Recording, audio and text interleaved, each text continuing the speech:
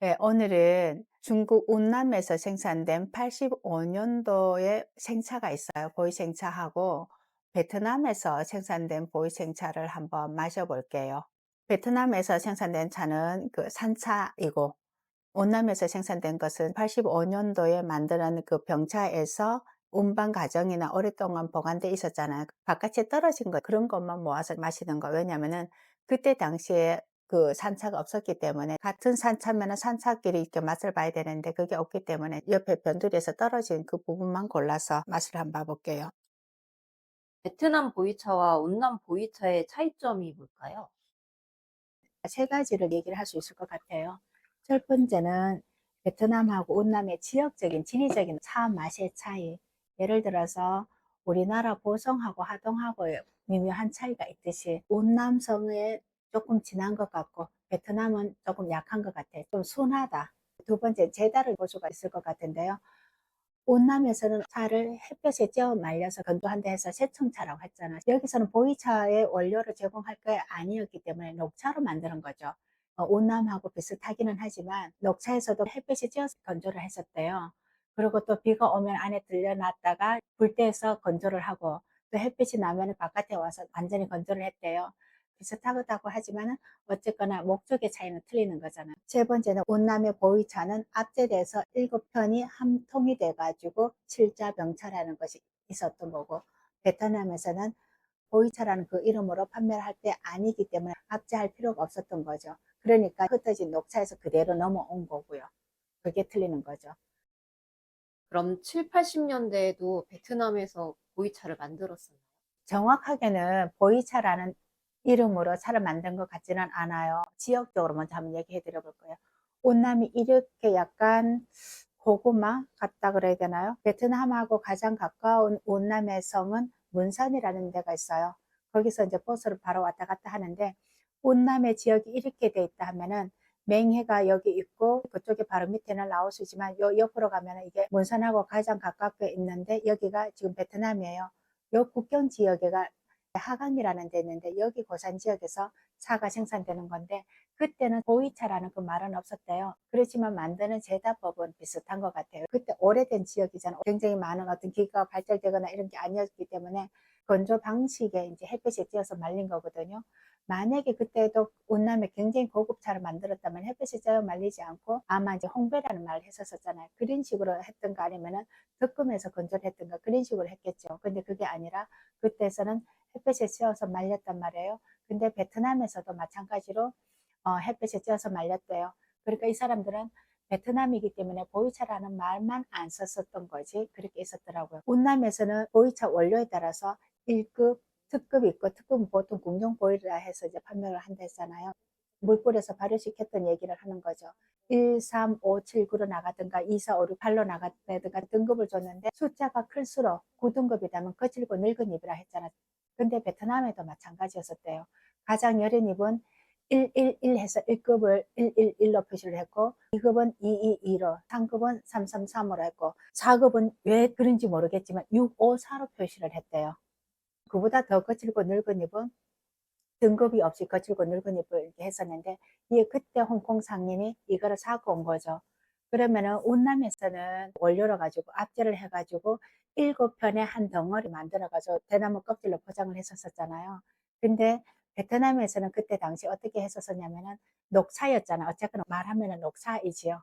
그 녹차를 대나무로 해가지고 자리 알아요? 혹시 대나무 자리 이렇게 촘촘하게 해가지고 그걸 가지고 박스로 만들었던 거예요. 정확하게 70년에서 80년에 이 상인이 사고 왔었고 이 상인이 사고 왔던 차를 상인이 돌아가시고 다른 사람이 샀었을 때 이제 자기가 1급에서 아까 4급의 원료가 있었잖아요. 이걸 합쳐가지고 85년도에 베트남 차라.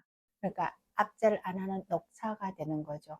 녹차가 지금까지 있으면서 판매를 하는 거죠. 지금에 와서. 예. 이게 좀 더 진한 색깔이 나와요. 그죠? 여기거나 시종일관 조금 더 탕색이 맑아요. 맑고 조금 맛이 더 옅을 것이다 라는 색깔인데요. 세 번까지 우렸는데 맛은 다 순해요. 두 개 다 순한데 표현을 어떻게 되냐면 입안이 조금 뭔가 꽉 차는 것 같으면서도 베트남차는 이렇게 좀 떨어지고 폴리페놀이라는 화학 성분이 남아 있어 가지고 약간 숙차처럼 단맛이 조금 더 느껴지면서 예 그렇게 맛이 뚝 떨어지니까. 근데 맹해다창에서 나왔던 754에는 뭔가 꽉 찬 맛이 좀 덜하면서도 약간 뒤에는 생차의 그 맛이 남아 있는 것 같아요. 그래서 요렇게 표현이 올라가는 것 같아요. 이 차 보관이 어떻게 됐었냐면은 7, 80년대 이제 차를 갖고 왔어. 한두 개가 갖고 들어온 게 아니잖아요. 그래서 지하 창고에 3년을 뒀대요. 그때 당시에. 지하 창고에 3년을 뒀다가 다시 이제 지상으로 올렸다고 그래요. 홍콩에 지하 창고에 놔뒀다는 것은 뭐냐면은 우리가 말하면 습창이거든요. 발효를 시킨 거죠. 그 자체가 습하니까 습할 때 있다가 올라갔다는데, 일반적으로 베트남 차하고 온남의 차이가 뭐냐면은 온남 내에서도 노반장이 여기 있고 방분이라는 데가 바로 옆에 있는데 100m 거리도 안 되는 나무도 똑같이 3, 400년 됐다. 이렇게 나무가 수령이 똑같지만 얘는 맛이 굉장히 진해서 가격이 굉장히 비싸고 여기는 맛이 옅은데, 베트남하고 문산하고 이렇게 연결돼 있다 했잖아요. 이상하게 베트남 사 올려는 맛이 좀 옅더라고요. 비비기를 사람이 손으로 비벼서 힘있게 못 비비니까 그래서 그런지 몰라도 온남에서도 손으로 비비잖아요. 고다운 차는 손으로 대부분 비벼갖고 맛을 진하게 못 낸다고 얘기를 했었잖아요. 근데 빙도 노반장은 워낙 맛이 진하기 때문에 이렇게 손으로 비벼도 맛이 워낙 진하고, 여기는 더 진하게 낼 수가 있는데 비비는 손이 약하기 때문에 더 진한 맛이 안 나고 얕게 나오는데, 똑같은 사람의 손으로 비벼서 만들었다 하더라도 노반장하고 방분의 차이처럼 여기에서는 맛이 옅은 거죠. 원료 자체가 옅은데 얘는 입안에 꽉 차는 맛은 더 있고, 그 맹해다창 85년도 7호4에 이제 얘는 향기가 있는데 이 향기를 우리가 뭐라 하냐면은 흐트러질 진자로 써갖고 진향이라고 얘기를 하자. 묵은 향에서 나오는 것이다. 우리는 한자로 흐트러질 진자로 쓰는데 거기서는 굉장히 오래 묵었다 해서 오래 묵을 향, 그 향이 나는 거죠. 이 맹해다창에서는. 왜 여기가 조금 더 진한 맛이 나고 여기가 조금 덜 진한 맛이 나지? 두 개 다 홍콩에서 있었고, 네, 이거는 3년은 안 있었을 거예요. 그렇지만 홍콩에 보관이 돼 있었던 거고 얘도 홍콩에 보관돼 있었는데 얘가 맛이 조금 더 진한 맛이 나는 것은 또, 그리고 색깔이 약간 더 짙은 색깔이 났잖아요. 얘는 좀 맑은 색깔이 났었고, 그런 거 보면은 베트남 차가 습을 더 먹었다는 거죠. 습을 더 먹었기 때문에 입 조직이 세포 분열이 많이 날 거 아니에요. 입 조직이 많이 부셔지는 거죠. 그렇게 해서 많이 산화 발효가 되는 거였죠. 미생물 발효가 돼서 더 많이 조직이 파괴가 되면서 맛의 성분을 더 많이 내는 거였었고, 온남의 맹해다창이 85년도 7호4에는 같이 홍콩에 있었지만 습을 조금 덜 먹었지 않았나. 그래서 색깔이 조금 더 옅어지고 이러는 건데요. 이걸 보면 되게 재미있는 게 뭐냐 하면은, 우리가 숙차 같은 경우는 물 뿌려서 발효시키면 미생물이 완전히 얘를 점령을 하잖아요. 그럼 세포 조직 굉장히 많이 파괴시켜서 진하게 내는 맛을 굉장히 많이 내거든요. 그래서 색깔이 굉장히 진한데도 불구하고 미생물로 발효시켰기 때문에 맛이 옅단 말이에요. 그러면은 세월이 지나가면은 그 숙차는 맛이 굉장히 옅어지는 거고, 얘 같은 경우는 생차는 간접적으로 서서히 발효가 되니까 맛이 진해지는데 어느 정도 가면은 맛이 떨어진다 그랬었잖아요. 그럼 여기서도 보면 알 수가 있는데, 미생물을 조금 더 많이 접했던 베트남 차는 맛이 좀 진하게 나는 것 같지만 되게 순하고 색깔이 다 진했었잖아요. 근데 맹해다청에서는 아마 홍콩에 이제 지하창고에 있었던 시간이 아마 그렇게 길지는 않았을 거예요. 일반적으로 병차다 하면 그렇게 오래는 안 놔두니까 보통 길었다 하면 2년, 안 그러면 3개월 놔두기도 하고, 내가 어떤 맛을 원하느냐에 따라서 지하철 놔두는 그게 틀리는데요. 미생물이 좀 덜 접했기 때문에 산화 발효가 조금 덜 진행되고 진하게 내는 맛도 빨리 더 진화가 안 되는 거죠, 사실은. 이걸 가지고 뭐를 참고하면 되냐 하면은, 저번 주에 우리가 고다원 차라고 얘기를 했었을 거예요. 고다운 차가 건창이로만 계속 있었을 때는 산화 발효되는 진행 속도가 굉장히 느리다 했었잖아요. 그리고 완벽하게 잎에 있는 물질들을 다 산화 발효시켜 가지고 맛으로 다 느끼게 못하듯이 이 또한 마찬가지다라는 생각이 들어요. 그래서 보이차를 보관할 때는 습도가 굉장히 필요하다. 이게 85년도 된 거고 이거는 70년대, 80년대 차를 두개 합친 건데도 불구하고 얘가 더 맛이 옅은 것은 수분 접촉이 좀 덜 됐기 때문에 한 60%, 70% 정도의 맛만 이렇게 내주고 있는 거고, 얘는 80%까지 맛을 내준다고 보면 될 것 같아요. 이거는 1급에서 4급까지 하고 거칠고 늙은 잎이 있다 했잖아요. 이제 섞어진 거거든요. 여기 보면은 잎이 굉장히 거칠고 늙은 잎이 있고, 그죠? 그 다음 색깔은 갈흑 색깔, 여기 갈 색깔이 남아 있고 이제 습창이 있었기 때문에 약간 뻣뻣한 느낌. 예. 물을 했던 것처럼 뻣뻣한 느낌이 있고 그죠?